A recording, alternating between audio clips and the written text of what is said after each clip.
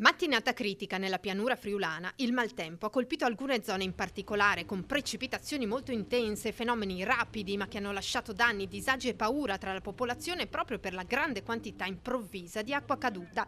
Il Cividalese, per esempio, dove sono andati sott'acqua i sotterranei dell'ospedale, tante le chiamate di persone allarmate che temevano di vedere le loro case allagate. Disagi anche alla circolazione, con sottopassi chiusi nel Manzanese e a Pradamano.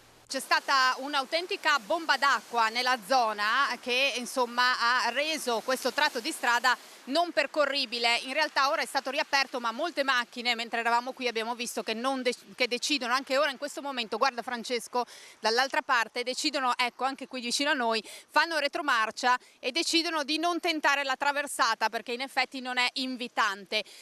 A Pavia di Udine chiuse le strade che portano alla frazione di Persereano e quella che da Percotto porta a Ronchi e Popereaco. Qui si sono registrati anche allagamenti e situazioni di auto in panne con automobilisti soccorsi. Protezione civile e polizia locale al lavoro anche a Rivignano, situazione critica anche nel comune di Varmo, sempre per strade allagate. Problemi anche a Pulfero, un masso si è staccato da una parete rocciosa cadendo a ridosso di un'abitazione, ma fortunatamente non ci sono stati